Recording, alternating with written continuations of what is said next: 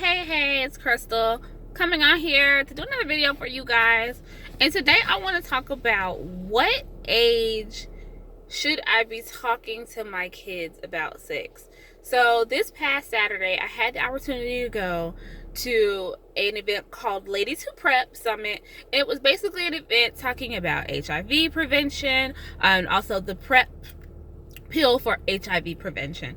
And I will go into detail a little bit more about that pill, what it is, and how it works, and all that good stuff in another video.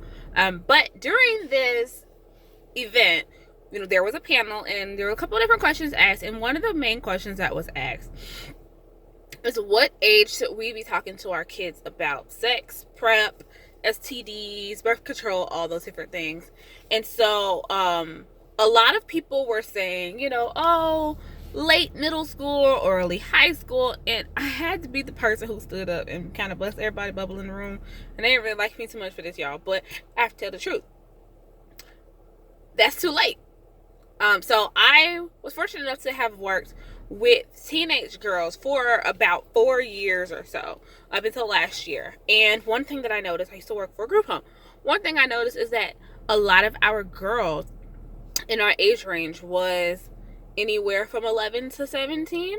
A lot of my girls came in the door sometimes with STDs, or they were already sexually active or were thinking about having sex, and these included my 11-year-olds. The 11 years old was probably the youngest case for me. And so thinking at that, if she's 11 years old and she's already having sex and being exposed to things, then if I wait until she is 15, 16, 17 years old to start talking about sex, I have completely missed the mark. So I was the person who stood up in the room, and I honestly said that if it were up to me and I had to put my finger on a number, I would say not to wait past 8, 9 years old. Because unfortunately, she was 11 years old, but I've encountered 9-year-olds who are getting it at school. Like, they're having sex. I know it sounds crazy, all these kids, they're babies. I get it. But these kids are having sex younger and younger and younger. Y'all have to, if you sit down and you think about the stuff that you were doing at 13, 14, 15 years old, penetration or not, there are a lot of us who were sexually active. And so when I think about it, I'm like, okay, well, I know for me, I didn't really talk to my mom about sex. That dialogue wasn't really there. We didn't have a great relationship. That was just kind of an uncomfortable subject, I think, for my mother. And so our sex talk basically was like, are you a virgin? Yeah. Oh, okay. You got any questions? No. That was the end of it. So there wasn't much room for dialogue or transparency. And I do feel like it would have been better for me to heard it from my mom than from my friends. So I feel like it's best for us to go ahead and get the information, and it can be age appropriate. I'm not saying, completely turn your innocent 8-year-old's mind out with sex, but you can have an age appropriate conversation about what sex is, when it's appropriate, that conversation about people touching their bodies, what STDs are. I'm sorry, y'all, but 8 years old is not too young to be oblivious to what STDs are. I don't want these kids learning what STDs are from their friends, because let's be real, if your 8-year-old don't know too much about sex and they 8 or 9-year-old friend is the person educating them, how much do you think they're going to learn, and how much wrong information do you think they're going to get? So for me, I feel like 8 is a magic number. We got to start giving these kids more credit than we do. These kids comprehend a lot more than we think. And realistically, they're exposed to a lot more. So if they don't get it from you at home, they're going to get it from somewhere. Because I guarantee you, just because you're not having a conversation with them, it's all over the internet. It's all over TV. Most people's kids have, iPads, tablets, cell phones, whatever. Stuff pops up on YouTube all the time. I know kids scroll stuff through YouTube. And realistically, even coming down to paying attention to what they're watching, whether it's YouTube Kids or not, you still have to be careful, because there's some sick people who put content on there. So I would highly suggest starting at 8. I would say kind of gauge it, or not even just it had to be a number, gauge it off of your child's maturity level, and that way you can center the conversation around your child's maturity level. If you have a very mature 8-year-old you know, who you can talk to on an 11-year-old level, that's great. If your child is 8 years old and still think, you know, boys or girls have cooties, oh my gosh, that's fine too. And I would say ask them questions. Ask your kids questions about what they've heard, what they know about sex, what they know about STDs. You know, one of the questions that's always asked to me is, when you have kids, are you going to disclose to your kids? Abso-freaking-lutely. You believe it? You better believe it. They're gonna know, and they're gonna know quick. And mostly because, again, I don't want my kids learning about STDs from kids who don't know what the hell they're talking about. It's just point blank, period. And not even just kids who don't know what they're talking about, but from other people, from social media, from I don't want them being taught the stigma like I was taught. That was something that I wasn't educated on.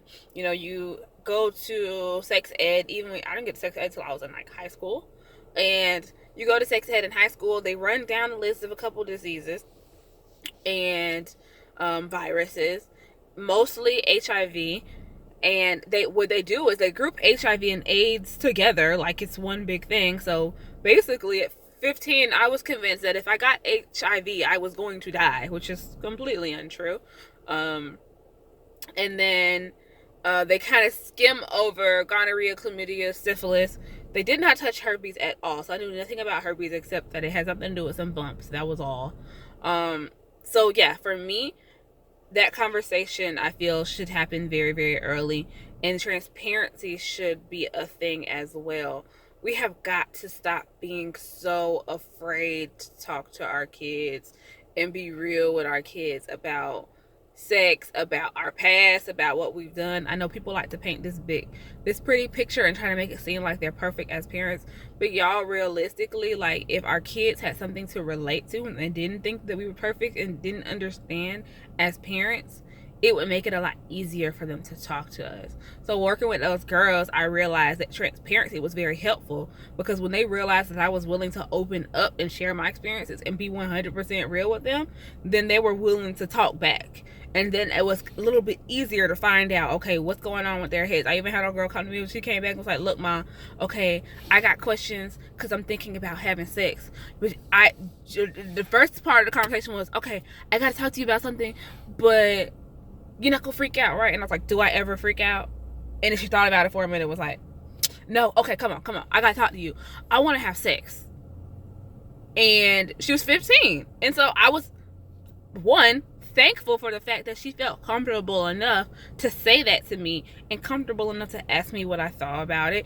And it gave me the opportunity to educate her. It gave me the opportunity to find out why she wanted to have sex. Come to find out, her reasoning behind it was like, oh, well, my best friend's having sex and I like this boy, and she told me that if I don't have sex with him, that he's not gonna like me no more, which is completely untrue. And if it's true, sort of to kick him to the curb.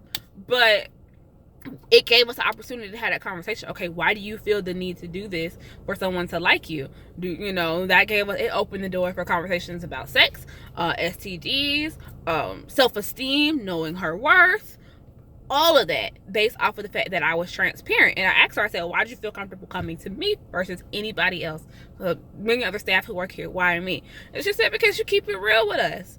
She knew that I had herpes. I had already just made it a point to disclose to my kids and educate them about herpes, because I knew that I was very public about it. And I just felt that I would be doing them a huge disservice for it not to come from someone who knows about the virus, who's educated about the virus, and who actually has it. Like, it's one thing to listen to your sex ed teacher talk about something, just like going to the doctor. Sometimes you get frustrated depending on if you have a chronic disorder. I know I do with narcolepsy. Like, okay, you can rattle off stats and statistics and, all these different things about something to me. But if you're not living it, I mean, I hear you, but I don't hear you, because it's kind of like, okay. I kind of want to talk to somebody who, like, is actually experiencing it, because it's a different point of view. Not that you don't know what you're talking about, but when you're listening to somebody who's experiencing it, you get a little bit more of a different point of view, and sometimes it gives you more insight into what's going on.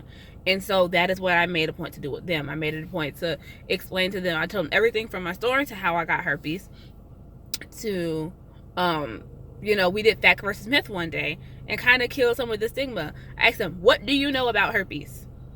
And I let them talk. We gotta listen to these kids, y'all. Ask your kids what they know about sex, and then sit down. I know it's hard sometimes, but sit back and be quiet. No matter how foolish the stuff they say is, like, don't cut them off. Let them talk. And I don't care if you be like, okay, well, what do you know about herpes, or what do you know about HIV or gonorrhea? And then I don't care if they tell you, well, my friend told me that you was gonna get blue waffles if you sat in the grass too long, but you know, you could cure blue waffles if you jump up and down and spin in a circle and rub your stomach and pat your head. Let them get everything out, and then go back and address the stuff that's incorrect. Educate yourselves together. If you don't know the information, get some of the information. And it's okay if your kids ask you questions and you don't know the answer, y'all. We've got to stop doing that too. If you don't know the answer to something that your kid asks you, say, well, I don't know, but let's look it up. Like, don't just spit out an answer because you're a parent and, you know, well, mama, that's where you get the water boy syndrome. My mama said, okay, well, did mommy look up the information? Because mommy telling you something that ain't true, then it's kind of pointless. And I have kids walking around thinking that blue waffles is a real thing. It's not. So, let me know what you guys think. Drop your comments below. Tell me, what age are you talking to your kids about sex? How are you talking to your kids about sex? Did you notice a difference if you did it at different ages with different kids? You know, if you have a 17-year-old and you waited until they were in high school and you have a younger kid now, did you start at that same age? Did you learn some things from your high schooler or whatever? Did you come from a family where sex was a taboo topic, or did you come from a family where sex was a very, very open topic? What difference did it make in your life? What difference does it make in your kids' lives? Let me know. Also, if you guys have any questions, please feel free to drop them in the comments as well. You can also email me at acceptingtheunacceptable@gmail.com. Facebook is Crystal with a K, like the burger, Jordan. And Instagram is Couture with Crystal. It's Couture with a K, Kouture with Crystal. You guys have a good day.